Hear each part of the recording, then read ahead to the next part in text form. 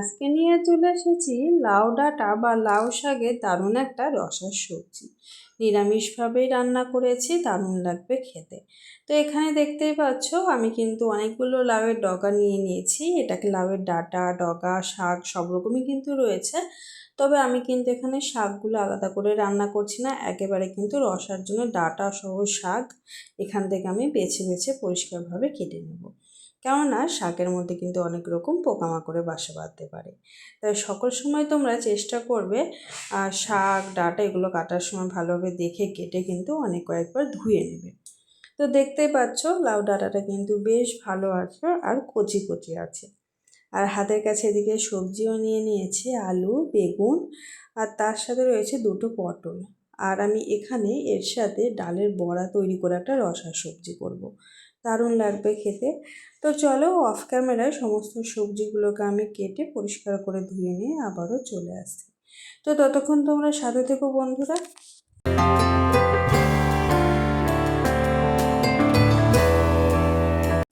Of ক্যামেরায় সমস্ত সবজি কেটে ধুয়ে নিয়েছি। লাউ শাকগুলোকে দেখো ডাঁটা সহ খুব সুন্দরভাবে ছোট ছোট আকারে কেটেছি আর একদম পরিষ্কার পরিচ্ছন্ন করে ধুয়ে নিয়েছি। আর ভীষণ সুন্দর লাগছে দেখতে, একদম কচি কচি অংশগুলো নিয়েছি। তো দেখো দারুণ। তো পরিষ্কার করে ধুয়ে জলটা এখন এই যে ঝুড়িতে ঝরতে দিয়েছি। ওদিকে সবজি কেটে নিয়েছি, সবজিও রয়েছে।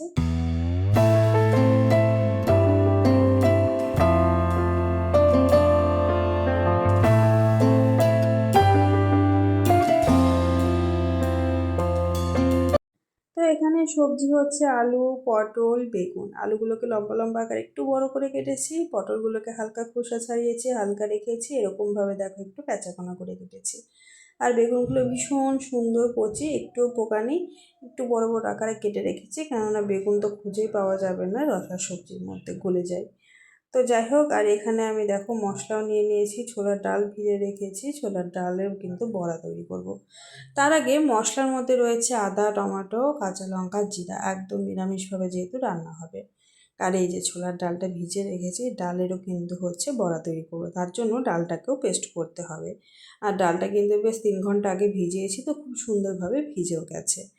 তো চলো মশলা সহ ডাল এক এক করে পেস্ট করি। তবে তার আগে আমি লাউয়ের ডাঁটাটাকে হালকা একটু সেদ্ধ করে জলটা ফেলে দেবো, কেননা এই লাউ ডাঁটার মধ্যেও কিন্তু একটা গন্ধ থাকে, সেটা কিন্তু খুব একটা ভালো লাগে না। তাই হালকা পরিমাণে একটু ফুটিয়ে নিলে কিন্তু সেই গন্ধটা বেরিয়ে যাবে। একটু লবণ দিয়ে দেবো, কোনো পোকা মাকড় থাকলে কিন্তু বেরিয়ে আসবে।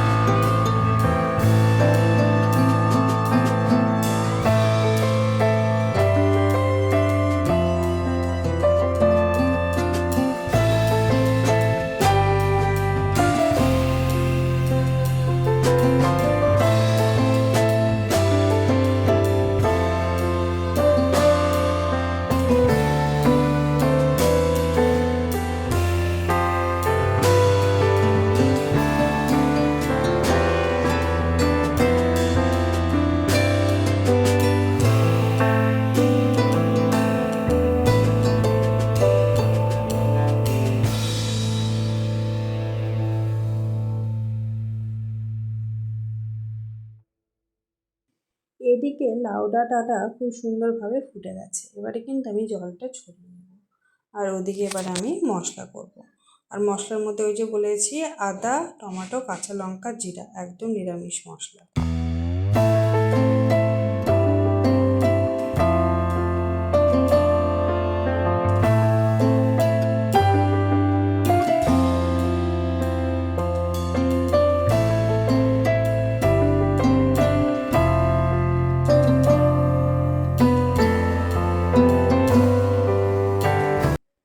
লাউ ডাঁটাটা জল ঝরিয়ে নিয়েছি, ওদিকে মশলাও হয়ে গেছে। তো এবারে ভাবছি এক এক করে সমস্ত সবজিগুলোকে ফ্রাই করব, আর সেই সময়ের মধ্যে ডালটাকেও পেস্ট করে নেব। তো এই যে সবজিগুলো ফ্রাই করতে দিচ্ছি, সর্ষের তেলে রান্নাটা করব। আলু, পটল, বেগুন খুব সুন্দরভাবে তেলে দিয়ে কিন্তু আমি নাড়াচাড়া করে ফ্রাই করে নেব।